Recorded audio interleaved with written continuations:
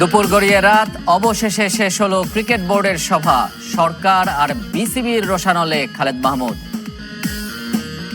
উনি আমাকে ডাইরেক্ট বলেছেন আমাকে বোর্ডে রাখা যাবে না, বিকজ আমি সালমান সাহেবের লোক বা বেক্সিমপুর লোক, হোয়াট এভার। মানে আমি ডাইরেক্টলি কথাটা বলে দিলাম আজকে। আই ওয়াজ ভেরি সারপ্রাইজ এই কথাটা শুনে। কাল এশিয়ান কাপ নিশ্চিত করার দারুণ সুযোগ অনূর্ধ্ব-20 নারী দলের। শক্তিশালী দক্ষিণ কোরিয়ার সাথে সমানে সমান বাংলাদেশ। বুধবার শুরু জাতীয় দলের ক্যাম্প। কোচ আসছেন সোমবার। কাল আবাহনী ক্যাম্পে যোগ দেবেন সুলেমান দিয়াবাতে। দীর্ঘ 5 ঘন্টা পর শেষ হয়েছে ক্রিকেট বোর্ডের সভা। কিছুক্ষণ আগে এই সভা শেষ হয়েছে। 6 জন সরাসরি এবং সভাপতি আমিনুল ইসলাম বুলবুল সহ অন্য পরিচালকরা যোগ দিয়েছিলেন অনলাইনে। এই মুহূর্তে অস্ট্রেলিয়ায় আছেন বোর্ড প্রধান। BPL, umpires issue, cricket operations, ground এবং ফ্যাসিলিটিস কমিটির বিভিন্ন ইস্যু ছিল আলোচ্যসূচিতে। সম্প্রতি ঢাকায় আসা পাওয়ার হিটিং কোচ জুলিয়ান উড এবং কিউরেটর টনি হেমিং সহ অন্যদের নিয়োগ অনুমোদন দেওয়ার কথা এই সভায় ছিল। প্রধান অর্থ কর্মকর্তা নিয়োগের বিষয়টিও। সালমান এফ রহমানের প্রতিষ্ঠানে চাকরি করায় বর্তমান সরকার আর ক্রিকেট বোর্ডের রোষানলে পড়েছেন বলে দাবি খালেদ মাহমুদের।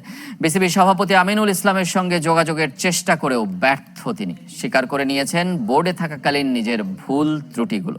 খালেদ মাহমুদের মতে বিসিবিতে কাজ হয় লোক দেখানো। ক্রিকেটাররা সবাই আমাকে ফোন করে, ওরা আমাকে স্বৈরাচার ভাবে না এখনো, তো বাকি সবাই ভাবে আসলে এটাই। ওই বোর্ডে আমি ছিলাম, আমি স্বৈরাচার হয়ে গেলাম, আর এই বোর্ডে আপনি আছেন, আপনি ফেরেশতা হয়ে গেলেন। Don't think about it.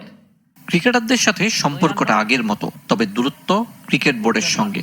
Aminul Islam দায়িত্ব নেয়ার পর যোগাযোগের চেষ্টা করেছিলেন খালেদ মাহমুদ, সাড়া দেননি বর্তমান সভাপতি।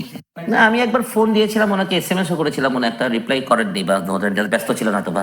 বাট এরপর আর কোনোদিন বলবে আমাকে কল ব্যাক করেনি বা বলেননি আসলে। সালমান এফ রহমানের প্রতিষ্ঠান বেক্সিমকোতে চাকরি করায় বর্তমান সরকার আর ক্রিকেট বোর্ডের রোষানলে পড়েছেন বলে দাবি খালেদ মাহমুদের। কত প্রেসিডেন্ট আমাকে তাই বলেছেন। উনি আমাকে ডাইরেক্ট বলেছেন আমাকে বোর্ডে রাখা যাবে না, বিকজ আমি সালমান সাহেবের লোক বা বেক্সিমপুর লোক, হোয়াট এভার। মানে আমি ডাইরেক্টলি কথাটা বলে দিলাম আজকে। আই ওয়াজ ভেরি সারপ্রাইজ এই কথাটা শুনে। ক্রিকেট বোর্ডে একযোগে নাজমুল হাসানের নেতৃত্বাধীন কমিটির ব্যর্থতা অনেক। দায় স্বীকার করতে আপত্তি নেই সাবেক পরিচালকের, তবে ফারুক আহমেদ থেকে আমিনুল ইসলাম দেখছেন না অগ্রগতি। কাঠগড়ায় পরিচালকরা। ফারুক ভাইকে নিয়ে তো আমার অনেক স্বপ্ন ছিল যে বাংলাদেশের ক্যাপ্টেন, উনি তো চেঞ্জ করে দিবেন বাংলাদেশের, কিন্তু উনি এমন কিছু বিষয় নিয়ে পড়ে গেল যে বিষয়টা কাম্য ছিল, মানে ইম্পর্টেন্ট না। সরকার পতনের পর আজকে তো 1 বছর পার হয়ে গেল, আমরা তো একটা ইন্দোরও বানাইতে পারলাম না, একটা মারও তৈরি করতে পারলাম না। তো কোথায় ওয়্যার উই স্ট্যান্ড? প্রেসিডেন্টের তেলবাজি কমায় দিয়া মানে বোর্ডে থাকতে হবে এই চিন্তা বাদ দিয়ে ভালো কিছু করার জন্য ইউ ফাইট। তাই এমন অবস্থায় বৈশ্বিক আসরে বাংলাদেশের শিরোপা জয়ের আশা মরীচিকা। এটা অনেক স্বপ্নবিলাসী কথা, সেটার জন্য যেরকম সিস্টেম দরকার ছিল সেটি আমাদের নাই। বুলওয়াইজ রাইট, 25 বছর হয়তো আমাদের একটা ওয়ার্ল্ড কাপ জিতলে কোনো মানে যেটা সম্ভব না এটা আমি বলছি না, যেটা উচিত ছিল, কিন্তু সেটার জন্য তো আমরা রেডি না। আমরা লোক দেখানো কাজ করতে চাই ভাই, আর কিছু না। আমি কাউকে ব্লেম করছি না, I am not blaming anybody. সবাই আমারও দোষ, I am part of it. আমি ক্রিকেট বাংলাদেশ সিস্টেমের বাইরে না। কিন্তু অক্টোবরে ক্রিকেট বোর্ডের নির্বাচন, অংশ নেবেন না খালেদ মাহমুদ। দেশে রাজনৈতিক সরকারও নেই, এটা না থাকা অবস্থায় একটা ইলেকশন হবে, সেটা আবার একটা রাজনৈতিক সরকার আসলে আবার কি হবে। আরিফুল ইসলাম, চ্যানেল 24, ঢাকা। ফুটবলের খবর। অনূর্ধ্ব-20 নারী এশিয়ান কাপ বাছাই মূল পর্বে খেলার লক্ষ্যে কাল গ্রুপের শেষ ম্যাচ বাংলাদেশের। দুপুর 3টায় লাওসের ভিয়েন্তিয়ানে শক্তিশালী দক্ষিণ কোরিয়ার মুখোমুখি হবে আফিদা খন্দকারের দল। 2টি করে ম্যাচ জিতে সমান 6 পয়েন্ট বাংলাদেশ এবং দক্ষিণ কোরিয়ার। গোল ব্যবধানও সমান 10। গ্রুপ চ্যাম্পিয়ন হয়ে মূল পর্বে সরাসরি খেলার সুযোগ যে কোনো এক দলে, তবে ড্র কিংবা হারলেও সম্ভাবনা টিকে থাকবে। সেরা 3 রানার্স আপ দল যাবে থাইল্যান্ডের মূল পর্বে। শক্তি, সামর্থ্য আর পরিসংখ্যানে বাংলাদেশের চেয়ে অনেক এগিয়ে দক্ষিণ কোরিয়া, তবে লাল সবুজের সাম্প্রতিক পারফরমেন্স অনুপ্রেরণা যোগাচ্ছে। বিগ ম্যাচের আগে অনুশীলন করেনি বাংলাদেশ। টিম হোটেলে স্ট্রেচিং, জিম আর পুলে হয়েছে রিকভারি সেশন। তবে লাওসের খাবারের সাথে মানিয়ে নিতে সমস্যা হচ্ছে বাংলাদেশ দলের, তাই নারী উইং চেয়ারম্যানের নির্দেশে ফুটবলারদের জন্য বাংলাদেশি খাবারের ব্যবস্থা করেছে টিম ম্যানেজমেন্ট। টিমের জন্য আমার যাওয়ার আগে যেটা বলার ছিল যে তোমরা ম্যাচ বাই ম্যাচ জিতবে এবং কম্পিটিটিভ ম্যাচ খেলেই জিতবে, এবং আপনারা দেখেছেন এবং ডে 1 থেকে তারা সেটার ধারাবাহিকতা বজায় রেখেছে।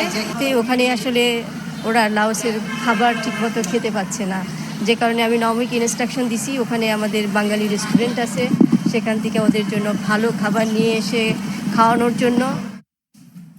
এদিকে বুধবার শুরু হচ্ছে জাতীয় দলের ক্যাম্প। এএফসি চ্যালেঞ্জ লিগের ব্যস্ততা থাকায় বৃহস্পতি এবং শুক্রবার যোগ দেবেন আবাহনী এবং বসুন্ধরা কিংস ফুটবলাররা। এর আগে সোমবার আসবেন হেড কোচ হাভিয়ের কাব্রেরা। জাতীয় দলের ম্যাচ মানে ফুটবলে বাড়তি উন্মাদনা। সেপ্টেম্বর থেকে নভেম্বরে অন্তত 5 ম্যাচে আবার বাংলাদেশের ফুটবল উন্মাদনায় মেতে ওঠার সুযোগ, যার শুরু সেপ্টেম্বরে নেপালের বিপক্ষে 2 প্রীতি ম্যাচ দিয়ে। অ্যাওয়ে ম্যাচ দুটির জন্য প্রস্তুতি পরিকল্পনা চূড়ান্ত করেছে ফুটবল ফেডারেশন। 13 তারিখ দুপুর 12টায় রিপোর্টিং আছে, তো এটা 3টা ধাপে হবে। 13 তারিখের পরে 14 তারিখে আবাহনী টিমের রিপোর্টিং, যারা প্লেয়াররা আবাহনীর থাকবে, আর 15 তারিখে হলো বসুন্ধরা কিংস। তো এই মানে পর্যায়ক্রমে 3টা রিপোর্টিংয়ে হবে এই হোটেল ইন্টারকন্টিনেন্টালে। ঢাকা থাকাকালীন জাতীয় স্টেডিয়ামে হবে অনুশীলন। 6 সেপ্টেম্বর প্রথম ম্যাচ সামনে রেখে কয়েকদিন আগে কাঠমান্ডু যাওয়ার পরিকল্পনা বাংলাদেশ দলের। দ্বিতীয় ম্যাচ 9 সেপ্টেম্বর। হয়তো 4-5 দিন আগে যাওয়ার চিন্তা ভাবনা করতেছে। তারপরে সব সেটেল হবে আসলে আমাদের টিমের অবস্থা কি। ডেভিড, মিগেল, ওদের সাথে আপাতত কথা হয়েছে। এখন এর মধ্যে আজকে একজন ট্রেনার আসছে। সেপ্টেম্বর উইন্ডোতে ক্লাব ব্যস্ততায় হামজা সমিতকে পাওয়া যাবে না তা অনেকটা চূড়ান্ত। তবে হেড কোচ দল ঘোষণার আগে আশা ছাড়ছেন না জাতীয় দলের ম্যানেজার। অনূর্ধ্ব-23 দলে জাতীয় দলের বেশ কয়েকজন ফুটবলার ডাক পাওয়ায় কাঠমান্ডু মিশনেও শক্তিশালী দল গড়ার চ্যালেঞ্জ হাভিয়ের কাবরেরার। তো আমরা কিন্তু আমাদের প্রসেস চালু রেখেছি, ওদের সাথে কথাবার্তা আছে। 3 ভেন্যুতে হবে এনসিএল টি20। বগুড়া, রাজশাহী এবং সিলেটে হবে খেলা। প্রতিদিন 2 ভিন্ন ভেন্যুতে হবে 2টি করে ম্যাচ। তামিম চট্টগ্রাম আর মুশফিক খেলবেন সিলেটে। আন্তর্জাতিক ক্রিকেটের সাথে ঘরোয়া টুর্নামেন্টের ব্যবধান কমানোই বিসিবির লক্ষ্য। রাজনৈতিক কারণে দীর্ঘ সময় একরকম নিষিদ্ধ ছিল বগুড়ার শহীদ চান্দু স্টেডিয়াম। আন্তর্জাতিক ম্যাচ তো দূরের কথা, ক্রিকেটও খুব একটা হতো না। স্থানীয় কিছু টুর্নামেন্টে সীমাবদ্ধ ছিল। তবে মাঠ সংকটে গেল কয়েক বছর ধরে শহীদ চান্দু স্টেডিয়ামকে বিভিন্ন দলের ক্যাম্পের জন্য ব্যবহার করে বিসিবি। বাংলা টাইগার্স ও বয়স ভিত্তিক ক্রিকেটারদের ক্যাম্পের পাশাপাশি জাতীয় লিগও হয় এ মাঠে। এবার এনসিএল টি20 3 ভেন্যুর একটি বগুড়া। বগুড়ায়, রাজশাহী এবং সিলেট, এই 3টা জায়গায় আমরা করব। বগুড়া কিন্তু আগে অনেকগুলো ম্যাচ হয়েছে, সেটা আমাদের মাথায় আছে। তারপর রাজশাহীতে মনে করেন যে আপনার প্রচুর ক্রিকেট আছে, ফ্যান আছে ক্রিকেট, অনেকেই রাজশাহীর ভালো ভালো প্লেয়াররা আসছে ওখান থেকে।